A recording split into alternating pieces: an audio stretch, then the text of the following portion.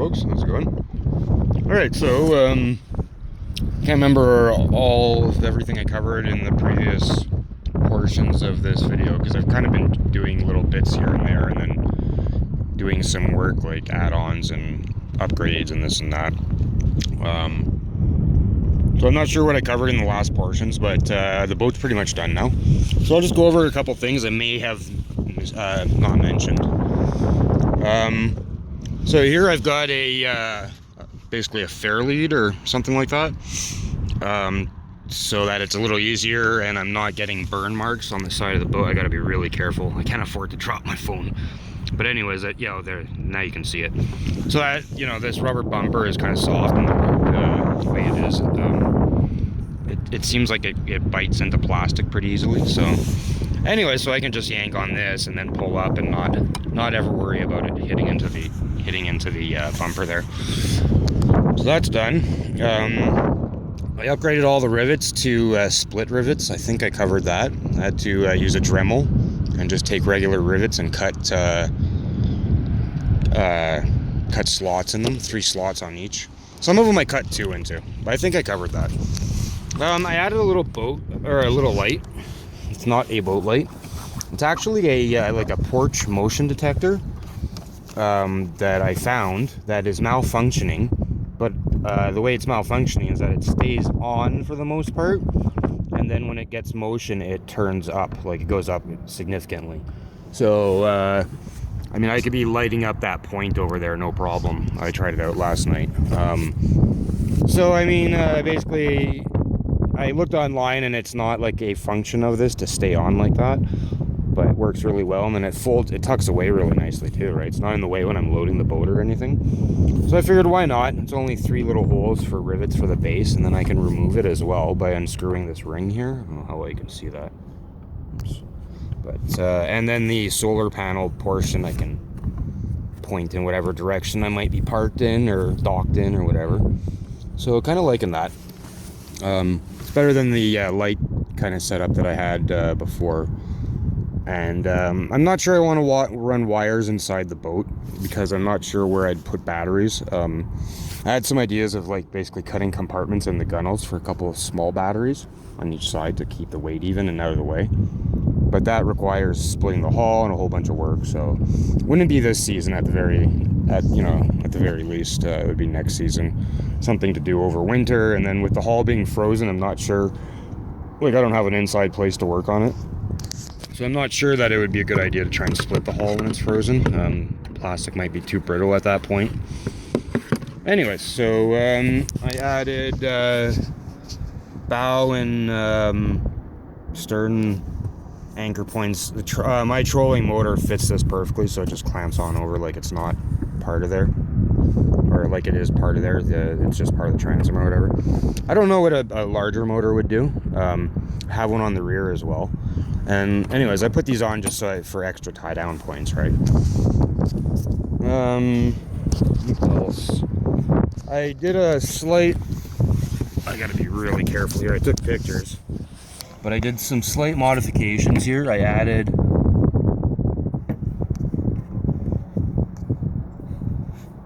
I don't know how well you can see this, but anyways, I added oh, there we go. I added this bar here to stop any play in the block, and I added a set screw to stop any side-to-side play at the mount. So that's, I thought I was having about a 30% efficiency loss, and to be honest, it might be even higher than that because I've got a really heavy wind here, and this boat's moving it hasn't ever moved before. So. And it was really loaded. I had a table on here that had blown off one of these hills, a memorial type table that had blown off one of these hills, and somebody picked it up and put it next to a garbage. So I brought it out to that little island. There. So anyways, yeah, the boat was really loaded with a heavy wind, and it was like it was hauling ass. So pretty happy about that. The efficiencies or deficiencies have been somewhat eliminated. As you can see, I have my cargo boxes strapped on now that the rivets are proper and not pulling through. They can hold. Now, what I've noticed is depending on how I have them sitting, they actually do touch the water. I've got to keep these straps really tight, and actually these straps have a hard time staying really tight because they're just kind of like the pull tight ones instead of ratchet straps. I didn't want ratchet straps on, because those are the straps I hold the boat to the truck with. I didn't want ratchet straps holding the boat to the truck because I wasn't sure about the rivet strength, right? So I just wanted to go with like a pull through for now. But to be honest, these pull throughs are garbage, like I've always known they were. I never even tried them, but they're really bad. I didn't buy the cheapest one. Yeah, I think I'll be getting some ratchet straps. I thought the pull throughs might save a little bit on weight, but to be honest, I mean, if your gear is soaking wet, then you're adding quite a bit of weight. I've got bags in the boxes, but you know, yeah, anyways. So I think I covered my emergency paddle that's for lake use only, and I was thinking about it, and even in this lake with this wind, I should actually just have my kayak paddles strapped to the side. It's a split paddle, so I can strap half to each side. So, because I don't think that this paddle would do anything in this wind. I really don't. I added kind of handles to the seats. I'll show you with this one here. So this is basically a piece of landscaper's edging or something like that. I can't remember what it's called exactly, but it's used for keeping dirt in place, creating boundaries. So I just trimmed it to fit, and those rounds fit the depressions in the boat and make for good sliders. Can't really see too well there, but they make for good sliders for the rails here. Locks the seats in place a lot better. And because I can drift this boat, I wanted these to basically just tie into here with carabiners, so that if anything happens, I'm not losing my seats, because they will go down the river and I'll never see them again. Couple of things I am actually going to change is these that yellow line there, my bow and stern lines. I can't stand them. Like my docking lines, I fucking hate them. Pardon my language there, but like they tangle so badly. So what I've done here is I added climbing rope for my perimeter line. And I think I'm going to do that for the bow and stern lines. And I know that it's going to add a whole bunch of weight, but I honestly don't care. It's so frustrating dealing with tangled lines and stuff. As much as this boat needs to be versatile, it also needs to be quick to do what it's doing, right? I don't like having to spend an hour untangling shit every time I put it away and take it out. Because I put everything away into the boxes when it's not being used, right? Okay, so the bike on the boat, yeah, as you can see, that's like a modified bike trailer with the wheels. There's a whole thing on that.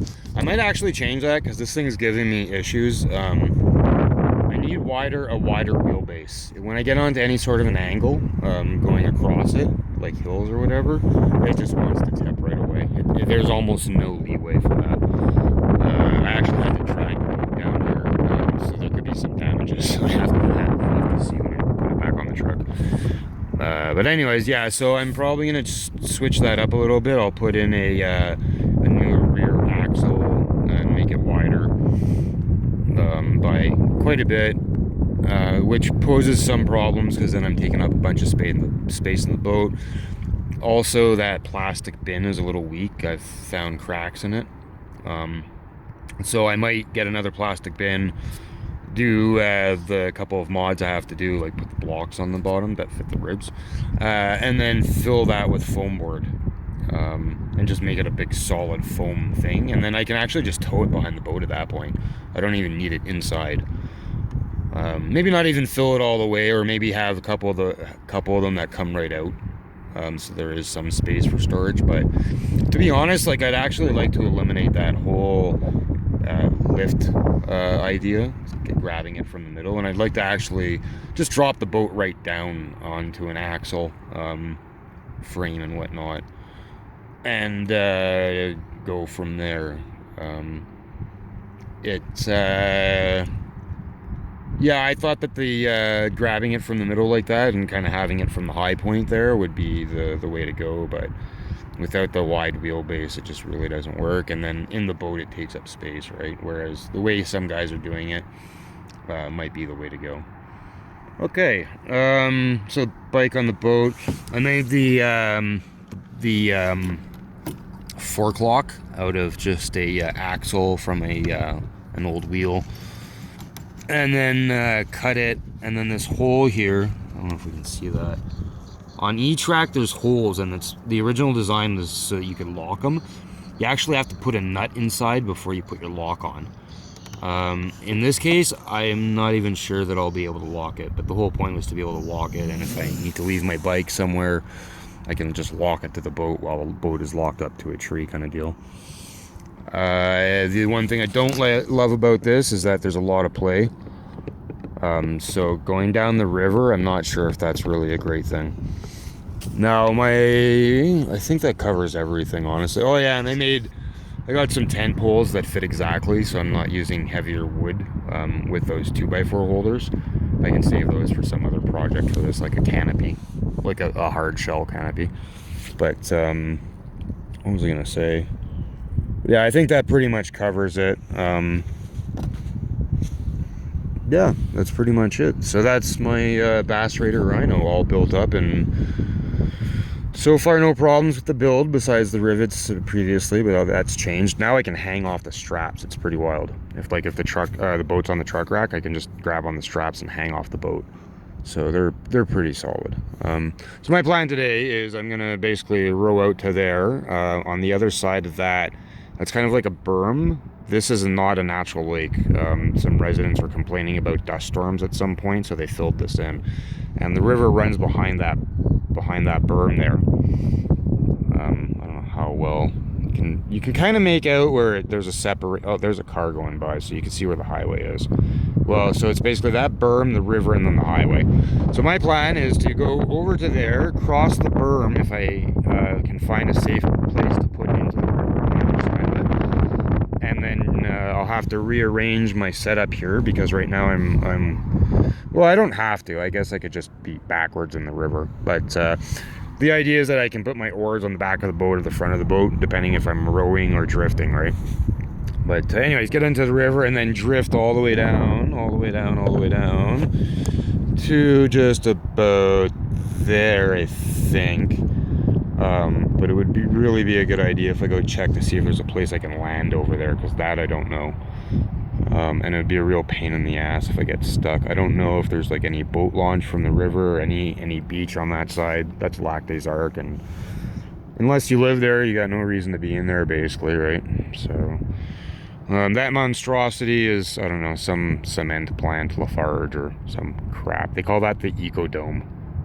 That round thing. It's supposed to contain that dust coming off, but in higher quantities as they process it, I think. I'm not sure. You look online. That's basically Exshaw area. CB is a little bit in behind there. And then Camware's back over that way. So yeah, that's where we're at today. This is the mighty and majestic Bow River. A little bit of a little I don't know, eddied out area, I guess. I don't know. You do culvert, I don't know. Miniature bay. But so anyways, I'm coming from a lake going to the river. So I got my cargo boxes out. One thing I think I forgot to mention on the cargo boxes is I added these so that it would sit a little bit more securely and not be putting so much flexing force on the rim of the Bass Raider. Because if it's just supported by the rim and not by the sides as well, the rim starts to bend. It doesn't really set like that, but it does bend, and eventually it would set, I think, or break. So anyways, and then this is Lac des Arcs, and there's a bear somewhere from like here to about here. You might hear the train. I think I hear a train coming, and you might hear him blasting his horns. And I've been asked or told by a whole bunch of people to hunt this bear. I don't know if I'm going to or not, but I want to see it. I've never seen it, and people have been telling me about it for years. So anyways, doing some boat testing stuff, right? So I figured, well, what better time than, or what better way than to have a mission, right? technicians are good. So now, as a lot of you would know, you don't really want to be dragging a bass raider across sharp stuff. It really, the hull is super soft. It does not like sharp stuff at all. So yeah, you don't want to be dragging it across sharp stuff if you can avoid it. So I just put up this little ramp, and I'll pull it up, and one of my pieces isn't as long, but once I get that here, I'll just take the rear piece and pull it forward. So that's one way you can get across stuff if you're, you know, just having to cross over a portage and you don't want to, like, I have wheels and stuff, but they, as I mentioned before, they don't like getting into a lean at all. So anytime it's going over these types of rocks and stuff and it leans into a crack between them, it wants to tip. So I got to redesign that with a wider wheelbase. Forecast of slight rain tonight. Some clouds today, but down there almost looks like there might be a fire somewhere. I'm not too sure. Could be just fog coming out of the mountains as the sun hits. But hopefully no more fires this year. And yeah, so that's pretty much it. Just wanted to show you how I've got this set up. Oh, as I leak more coffee into my boat. Yeah. Anyway, so I'm gonna move this over and see if I can get a video out of the river drifting it. The river's super low and calm right now, so I think I'll actually be able to get upstream a little bit, which would be nice. Because otherwise, from here to my takeout point, just about there, is only 4.5 kilometers, which is, you know, not a lot. For anybody wondering about Gap Lake and fishing, there are definitely fish in here. I've been seeing rises, and I had a pretty decent one right next to me. And then another just over here, actually, in this little area, northwest corner. So, you know, it's super weeded out, and it's really shallow, but I'm sure a good fisherman can do well in here. Because you almost never see anyone actually fishing in here, so I'm not even sure what the rules are because I've never tried myself. I suspect it's no bait because it's kind of adjunct into the river. It might not be though, I don't know. All right, we're on the river. Already got a couple deer right next to us. They came out of the trees kind of right across the river from us, and we've just been kind of going along with them. And I'm having no problem rowing against the current. Although now that I stopped rowing, we're moving with the current. But here, I'll see if I can get that for a second.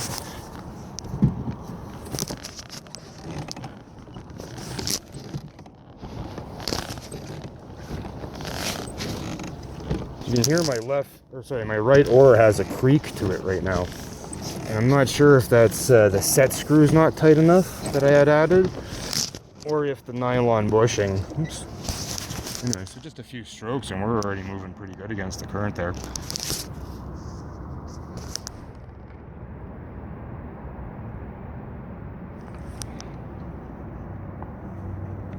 It doesn't take much. It's pretty good. I'm really surprised. I'm rowing backwards, obviously. That's the back of the boat there, and I'm at the front and rowing backwards. And what I figured is for drifting, then that pushes me less too. So anyways, I thought I'd just show you. Oh yeah, and I want to mention, I can see the bottom of the Bow River right now. I've never seen the water like this before. It's probably at one of its all-time lows, and it's just, yeah, perfect. It's incredible. What a gorgeous day. We had an eagle flying overhead before too. So anyways, yeah, I'm gonna get to rowing because I want to see how far upstream I can go actually, and I'll take a video of wherever I can't get past. All right, so I'll talk to you in a bit. Good morning, folks. How's it going? More like afternoon, actually. So we're in the Bow River now, and we're drifting, and yeah, it works great. I'm actually able to come up the river by quite a ways, but then I get to a point where I can't really row anymore, and I have to use ropes to track it, which is okay. I learned how to track the other night at about oh, I don't know, 11 or 12, maybe 1 o'clock in the morning, and knee to hip high water, which was a lot of fun. As you can imagine, this water's rather chilly. I was in a small channel, and I thought I'd be able to row up to where my truck and camp are. Planning to kind of use that as a base to potentially hunt from. but getting up that channel is really hard. I don't know if there's an incline there or like it's the compression of the water, because it's not very deep, so it's hard to get a good bite with the oars. And then I think I see something on the shore all the way down at the end there. I haven't seen any animals yet, besides ducks. Anyway, yeah, so it was really not possible. I got to a certain point, there's just no way I couldn't do it. Plus, it was getting dark, and I do have a light on the boat now. I think I mentioned that before, I showed that. But I'm rowing backwards when I have to power stroke, right? So I can't actually see where I'm going.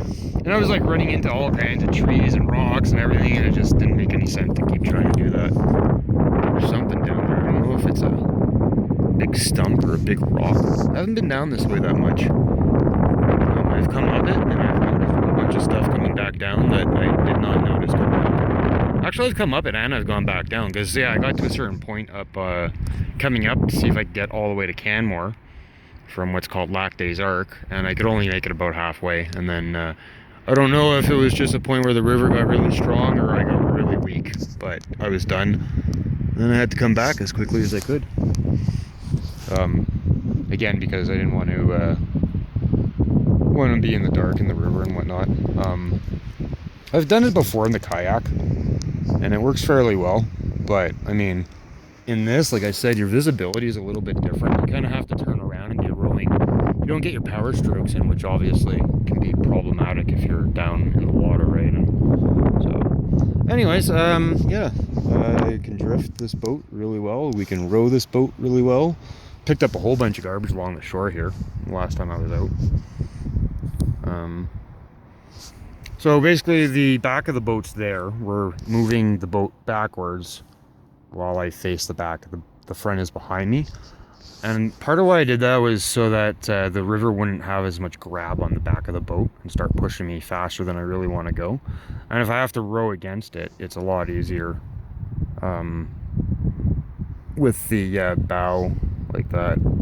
So I think I'm gonna have to cut this short because I see a bit of a tree coming in. I remember getting swept into that last time.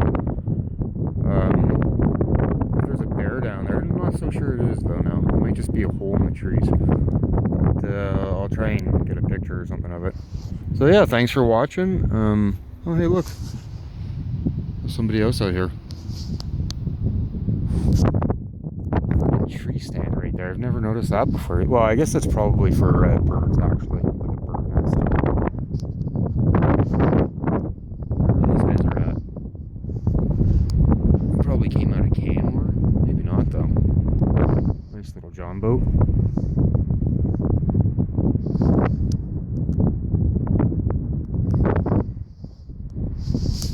Yeah, nice. Very nice. Actually, I'm going to miss that tree, which is good. Yeah, so there's a few stands in there I know about, but there's also a wildlife corridor. You're not really supposed to be too close, so I'm not exactly sure where it is. It wouldn't surprise me if it's just kind of right there. But, okay, yeah, I'm going to let you go anyways. Thanks for watching, and if you have any questions or comments, then just hit me up in the comment section.